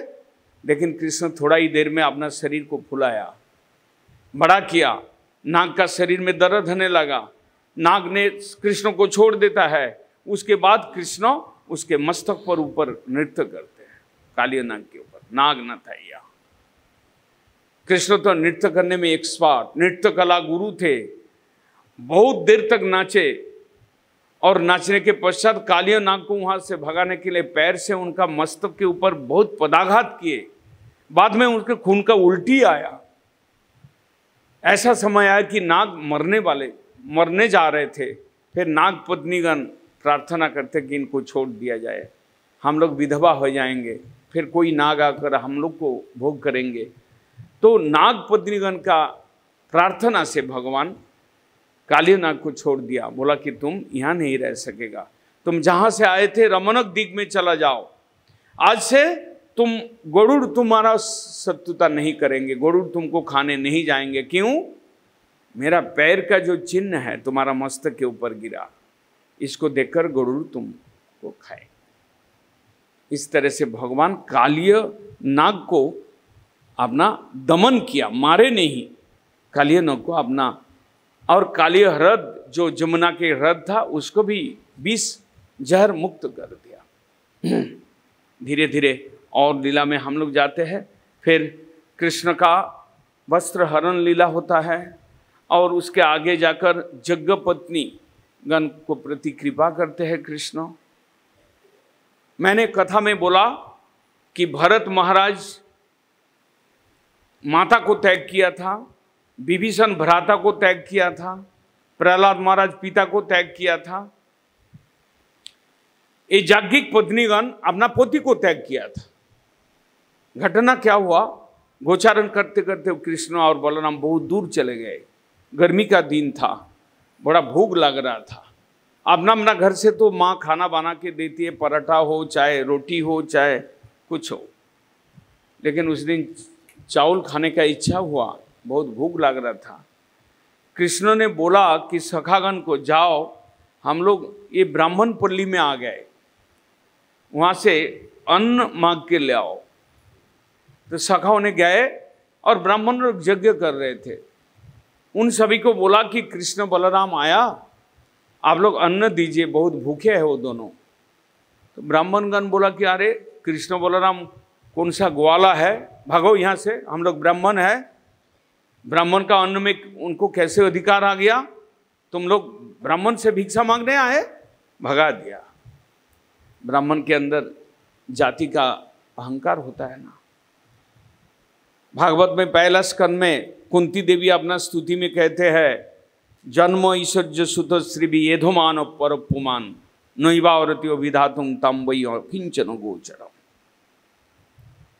उच्च कुल में जन्म हो, धनी घर में जन्म हो, पैसा बहुत अधिक है, जन्म ऐश्वर्य श्रुत विद्या, बहुत बड़ा कोई विद्वान हो, विद्या का अहंकार, और श्री किसी का रूप बहुत अच्छा हो, ये चारों चीज का अहंकार को भी भगवान सहन नहीं करते हैं। भगवान उनको दर्शन नहीं देते हैं कभी, जिसके अंदर घमंड हो। तो ब्राह्मणों के अंदर घमंड था, तो सखा लोग वापस आया और कृष्ण बलराम को कहा कि ये लोग भिक्षा नहीं दिया, बोला भागो, ग्वाला का लड़का है, तुम लोग, हम लोग ब्राह्मण है, ऐसा बोल के भगा दिया। कृष्ण ने बोला कि ठीक है, तुम लोग पुनः उस गांव में जाओ जहां ब्राह्मणी लोग घर में काम कर रही हो, वहां पर ब्राह्मणियों के पास जाओ और बोलो कि कृष्ण बलराम भूखा है, अन्न मांगने के लिए आया। तो यज्ञपत्नी गण के घर में गए, जैसे ही सुना कि कृष्ण बलराम इधर आया, बहुत पहले वो लोग फूल बेचने वाली जो माली होता है उनसे सुना है कि कृष्ण बलराम जो ब्रज में जन्म लिया और बड़ा अच्छा दोनों लड़का जो है मन को हरण कर लेने वाला है उसका रूप, तो ऐसा सुने थे, सुनकर भक्ति हुआ था। अभी जैसे ही सुना कि गांव के बगल में आए तो सबके घर में जो भी खाना, जो भी पीठा पाना, जो भी खाने का सामान था सबको उठा के ले गया। तब ब्राह्मणगण वो लोग को रोका, पतिगण रोका कि तुम लोग नहीं जाना, जाओगे तो और वापस नहीं आएगा, हम तुमको स्वीकार नहीं करेंगे। लेकिन वो लोग पति का बात नहीं माना, पति को त्याग किया और कृष्ण बलराम के पास गए। फिर जैसे ही गए, कृष्ण बलराम को अपना हाथ से सब लोग खिलाया, बहुत कुछ प्रकार का सामान, आचार वगैरह सब कुछ ले गया। कृष्ण खुश हो गए। कृष्ण बोला कि अभी तो हमको खिला दे, अभी तुम लोग घर में जाओ। तो यज्ञ पत्नीगण बोलते कि हम लोग को घर जाने का और कोई रास्ता नहीं है। हम लोग पति को बात को माने नहीं, हम लोग निकाल आए और हम लोग को घर में घुसने नहीं देंगे। अच्छा ये बात है। कृष्ण बोला कि तुम लोग जाओ, मेरा कृपा से तुम लोग मेरा दर्शन किया, मेरे को खिलाया, मेरा प्रति प्यार अर्पण किया, इसके वजह से तुम लोग का शरीर, ये देह पवित्र हो गया।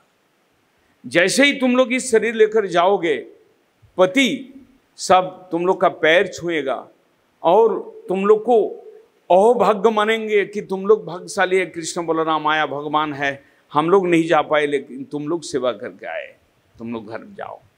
तो पत्नी लोग सब घर में गए और सबको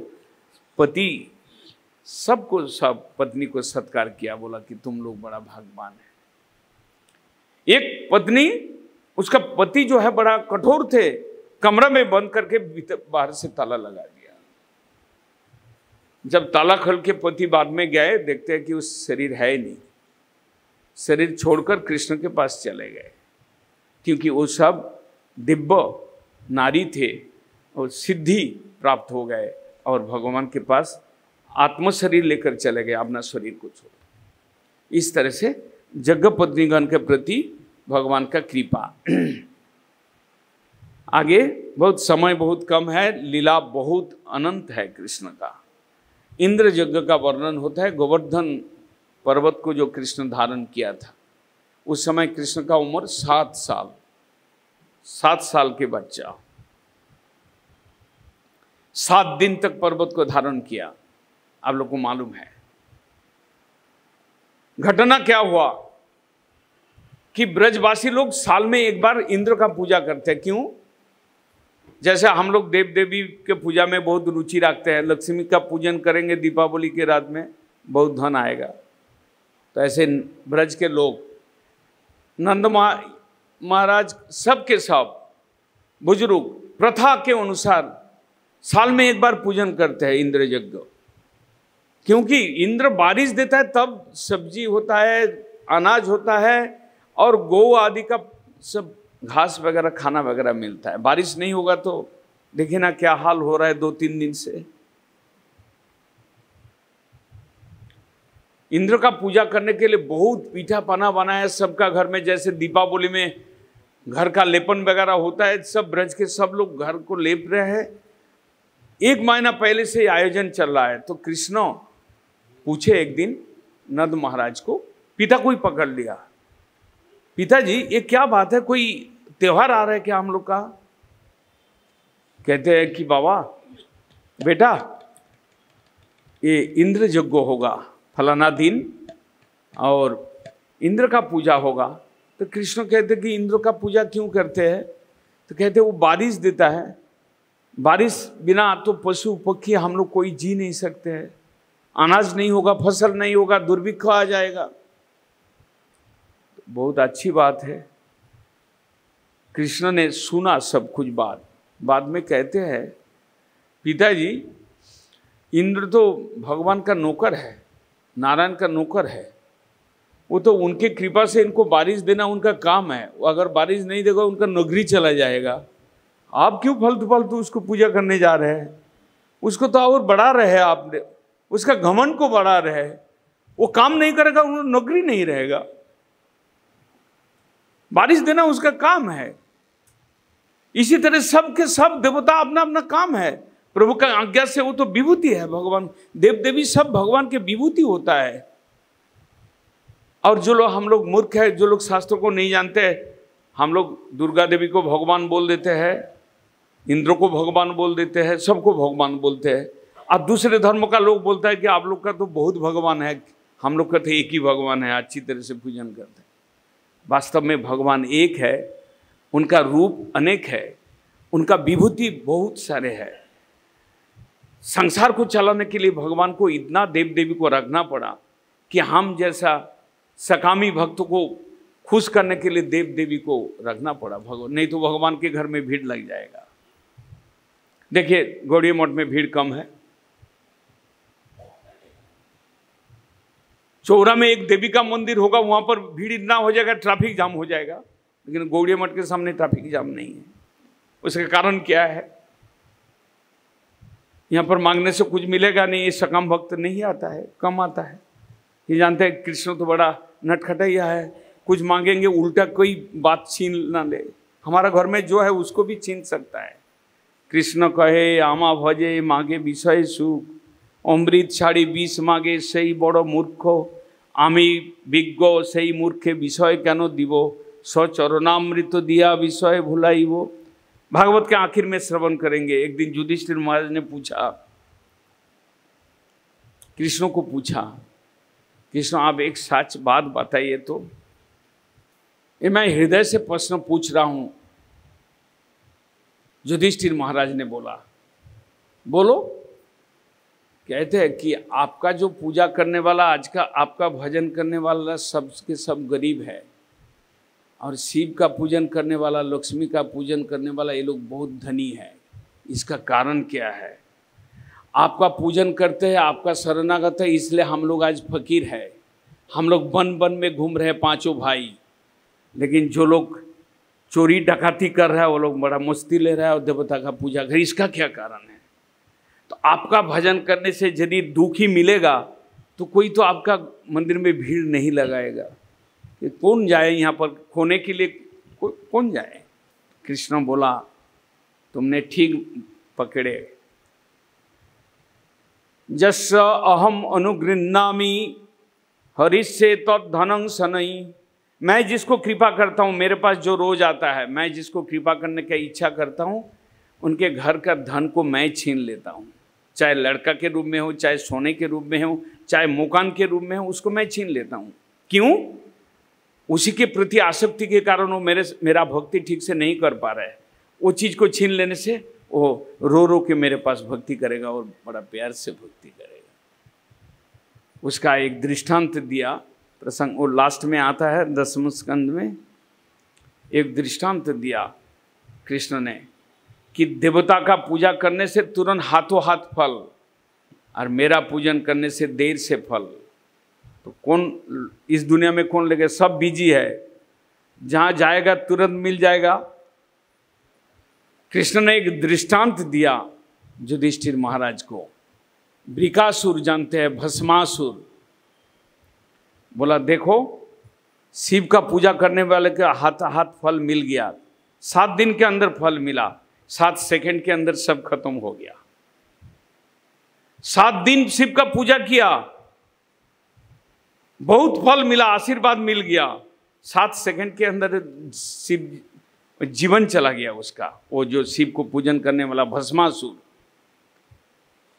उनका क्या था? वो कभी पार्वती को देखा था, शिव का पत्नी को। इतना अच्छा लड़की तो नहीं मिलता है, तो मैं अपना पत्नी बनाऊंगा, कैसे हो सकेगा? तो उसने बुद्धि लगा कि अगर शिव को यदि मैं मार दूं तो उसका पत्नी को मैं शादी कर लूंगा। भस्मासुर उसका नाम है, वास्तव में वृकासुर। तो वो जब रास्ते में कोई भी किसी को देखता है, कोई साधु को, बोलता है कि अच्छा कौन सा देवता जल्दी संतुष्ट होता है?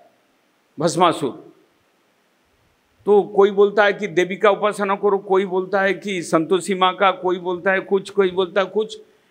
तो एक दिन उसमें नारद मिल गया, बोला कि क्या? बोला अरे तुमको मालूम नहीं है, शिव जी को उपासना करो, जल्दी फल है, ज़्यादा खर्चा नहीं है, खर्चा कम है। साबुन का महीना में पानी, गंगा जी का पानी मिट्टी मिट्टी रहता है, उसी को ले लो। बेल का पत्तर जो सबसे सस्ता में मिलता है, और गांव में जाने से तो खरीदना ही नहीं पड़ेगा। और धूतरा का फल जो बाजार में बिकता नहीं है, वैसी फल लेके शिव जी को चढ़ाओ। सावन का महीना में सोमवार को पानी चढ़ा दो और रात को ही कुछ फल मांग लो, सुबह चढ़ा दो। तो वृकासुर बड़ा अच्छा उसको समाधान मिल गया कि शिव जी को जिनका पत्नी को लेना है उसी का पूजन करना है। अच्छा, बहुत अच्छी बात है। वो देखा कौन सा शिव मंदिर में जाएंगे। आजकल जैसे चौरा चौरा पर शिव जी का मंदिर है, ऐसा पहले जमाना में नहीं था। लेकिन सबसे जागृत शिव कहाँ है उसने सोचा, तो बद्रिकाश्रम में चला गया, केदारनाथ में। वो सबसे जागृत शिव है। हो सकता है कि 15 मिनट में शिव जी प्रकट हो जाए और मेरे को वर मिल जाए।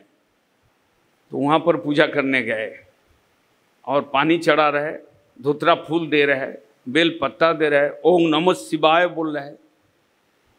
पहला दिन पूजा किया, कुछ साड़ा नहीं मिला। शिव जी सो रहा है क्या, नींद आ गया क्या, वो तो संसार में रहता है, हो सकता है गांजा गुजा पी के नशा में होगा। तो दूसरा दिन पूजा किया, फिर स्नान सुन करके दूसरा दिन पूजा किया, कोई साड़ा नहीं आ रहा है, शिव जी प्रकट नहीं हो रहा है। लेकिन वो साधु बोल दिया था कि एक बार पूजा करोगे हो सकता है 15 मिनट में प्रकट हो जाए शिव जी। तो 2 दिन चला गया, 3 दिन चला गया, शिव जी प्रकट नहीं हो रहा है। तो मुश्किल में पड़ गया। वो तो छोड़ने वाला नहीं है, काम में आया, सिद्धि तो मिलना ही चाहिए। 5वां दिन हुआ, 6ठा दिन हुआ, फिर 7वां दिन वो क्या करते हैं, अच्छा ये तो शिव जी बहुत टेढ़ा हो गया, देखते हैं तो काम नहीं कर रहा है मेरा। तो अपना शरीर का मांस काट के ओम नमः शिवाय ऐसा उसको, धूतरा कहाँ धूतरा फल और कहाँ बेलपत्ता, और अपना शरीर का मांस उतार कर बोला ओम नमः शिवाय। ये 5वां दिन का खेल है। लेकिन तब भी शिव जी प्रकट नहीं हुआ। तो लास्ट दिन क्या किया, 7वां दिन, आज इस पार उस पार कर लेंगे, वृकासुर बोलते हैं। एक चाकू ले आया, शिव जी के सामने बैठ के चाकू को यहाँ पर लगाया कि शिव जी आज तुम्हारा होगा या मेरा होगा। मैं अपना गला काट के मैं यहाँ पर मर जाऊंगा तो कोई तुम्हारा पूजा करने नहीं आएगा कि शिव जी का उपासना में कोई फल नहीं है। ये देखो शरीर छोड़ दिया। जैसा ही चाकू गला में लगाया तो शिव जी प्रकट हो गया। अरे अरे क्या हुआ तुम्हारा, अपना जीवन का लिए? बोला कि आपने बहुत देर कर दिया, मैंने सुना था आप जल्दी आते हैं। तो बोला ठीक है, तुमको क्या चाहिए बताओ, जिसके लिए तुम अपना जीवन देने के लिए तैयार है। तो कहते हैं मैं तो थोड़ा सा एक हल्का सा सहज वर चाहिए हमको, मैं किसी के माथा में हाथ रख दूं वो भस्म हो जाए। तो बोले ये तो कोई बड़ा बात नहीं है, ठीक है तथास्तु। शिव जी तो कोई भी वर देता है, सोचता नहीं आगे पीछे, वो तथास्तु बोल दिया। तो वो वृकासुर बोलता है कि आपके माथा में हाथ रख के मैं पहले टेस्ट करूंगा, आप भाग जाएंगे, आप संसार में रहते हैं, आपका बात पर कोई विश्वास नहीं है, मैं आपका। जैसे ही वो शिव जी का माथा में हाथ रखने का कोशिश किया, वो शिव जी भागना शुरू किया। तब इसको भी मालूम हो गया कि निश्चित रूप से कोई बात है, वो भी भाग रहा है, दौड़ रहा है, दोनों दौड़ रहा है। शिव जी देखा कि मैं वर देखो तो मैं फंस गया, और ये देख रहे मैं टेस्ट नहीं करूंगा, फिर मैं तो टेस्ट तो उसी से ही करना है, और किसी को तो मारना नहीं है, मेरे को शिव जी को मारना है, टेस्ट तो वहीं पर करना है। वो भी पीछा नहीं छोड़ रहा है, छोड़ते वो दौड़ते दौड़ते दौड़ते दौड़ते शिव जी तो एकदम सांस फूलने लग गया और चल नहीं सका। फिर भगवान का शरण लिया कि प्रभु जी मेरा रक्षा करिए, कृष्ण कृष्ण कृष्ण राम राम करते रहे। तब तक भगवान क्या करते, एक साधु के रूप में शिव जी और वृकासुर के बीच में आकर खड़े हो जाते हैं और वृकासुर को रोकता है कि क्या हुआ, तुम क्यों दौड़ रहे हो? तो कहते हैं कि मेरा साथ धोखा दे दिया शिव जी। क्या धोखा दिया? बोला मैंने 7 दिन तक इनका पूजा किया, मैंने अपना मांस को भी चढ़ाया, प्राण देने में तैयार थे, तो मैं वर लेना था। शिव जी प्रकट हुआ, मैंने वर मांगा कि जिसके माथा में मैं हाथ दूंगा वो भस्म हो जाए। तो मैं शिव जी का माथा में हाथ रख, वो तो तथास्तु बोल दिया, लेकिन टेस्ट करना आजकल विश्वास किसी को किया जाना मुश्किल है। तो मैं शिव जी का माथा में हाथ रख के टेस्ट करना चाहते, वो शिव जी भाग रहे। वो तो भगवान थे, साधु के रूप में आया, बोला अरे तुम तो बेवकूफ़ है, तुम अपना प्राण खराब करो, तुम तो ऐसे ही तो हार्ट फेल करने वाले हैं, अभी तुम्हारा धड़क धड़क कर रहा है, तुम रुको, शांत हो जाओ, पानी पियो, मैं तुम्हारा उपाय बता देता हूँ। तुमको मालूम नहीं है शिव जी कहाँ रहता है? बोला मैं तो मालूम है, वो तो सुना था कि वो संसार में रहता है, क्या खाता है पीता है उसको तुमको मालूम नहीं है? बोला मैं तो पूरी मालूम नहीं है। बोला वो तो गांजा और भांग खाते हैं, और उसका संगी क्या है, किसके साथ वो घूमता है? प्रेत पिशाच सबके साथ घूमता है, उसका बात का कोई भरोसा है? अब तुमको जहाँ परीक्षा करना है तुम अपना माथा में हाथ रख लो, देखो उसका बात का कोई वैल्यू नहीं है। तुम जिंदा रहोगे और परीक्षा भी हो जाएगा। ऐसा भगवान का माया में पड़ गया, वो अपना माथा में हाथ रख दिया, भस्म हो गया, वहीं से भस्मासुर बन गए। कृष्ण बोल रहा है युधिष्ठिर महाराज को कि 7 दिन लगा वर मांगने में, पाने में 7 सेकंड लगा, उसका जीवन का अंत हो गया। इस तरह से आगे ये है, कृष्ण देते हैं निरुपाधिक वस्तु देते हैं, सांसारिक वस्तु को नहीं देते हैं। तुम प्रेम मांगो, वो देने के लिए तैयार है वो, लेकिन ये दुनिया का वस्तु जो क्षणभंगुर है, नाशशील है, वो वस्तु कृष्ण किसी को नहीं देते हैं। तुम जितना ही मांगो, तुमको नित्य सुख चाहिए, नित्य सेवा चाहिए, गोलोक वैकुंठ में जाना चाहिए, वो तुमको दे देगा। लेकिन इस दुनियादारी में जो भी वस्तु समाप्त होने वाला है, नश्वर है, अस्थाई है, क्षणभंगुर है, उसको कभी कृष्ण नहीं देते। इसलिए कृष्ण का मंदिर में भीड़ कम होता है। जो भी कृष्ण के मंदिर में आते हैं, हम लोग को समझ लेना चाहिए कि यहाँ पर प्रेम का भिखारी होकर आना चाहिए। सुख, शांति, आनंद लेना है तो कृष्ण दे सकता है। जो परमानेंट सुख है, परमानेंट आनंद है, वो देने के लिए वो तैयार है। लेकिन दुनियादारी का वस्तु देने के लिए वो प्रस्तुत नहीं है। वो कहते हैं कि मैं तो अपना चरणामृत दे दूंगा और खिचड़ी प्रसाद दे दूंगा, खा लो, आराम करो, मौज करो, आनंद करो। प्रसाद तो दे देगा, चरणामृत दे देगा।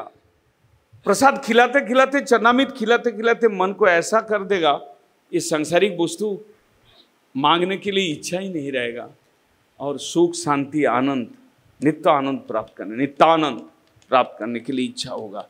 तब आप कृष्ण के चरण में भक्ति करेंगे और कृष्ण ऐसा